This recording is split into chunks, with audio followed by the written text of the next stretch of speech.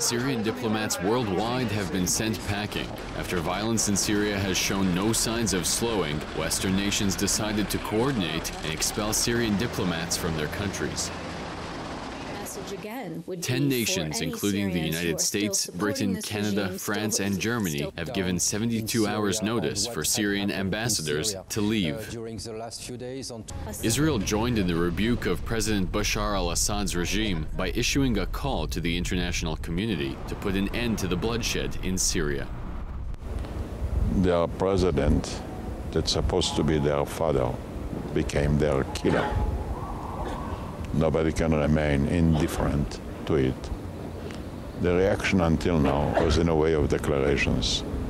Unfortunately, declarations don't stop murders and assassinators.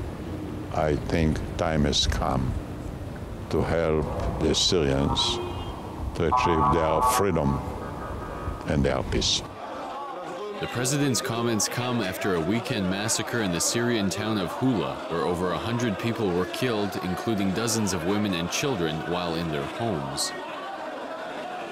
Survivors of the massacre blame pro-Assad gunmen for the carnage, and the coordinated condemnation of Assad seems to be further isolating his regime.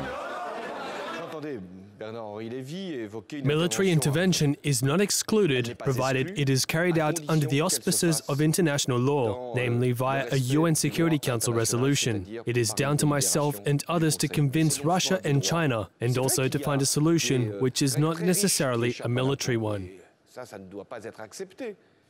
Though still allies, Russia has grown increasingly critical of Damascus. The Houla Massacre prompted some of the strongest condemnation from Russia yet. President Putin will hold meetings in France and Germany this week, where he is likely to come under greater criticism for his allegiance.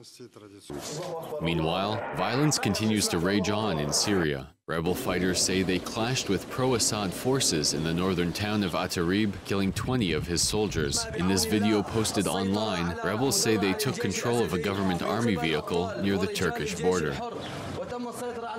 Sensing that Syria has reached a tipping point after a largely ignored international peace plan, UN envoy Kofi Annan said he conveyed in frank terms to Assad the grave concern the international community has about the violence.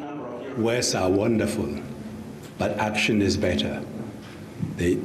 What is important is demonstrate through action a real commitment to the plan. And this is what the international community is asking for now, action, not words.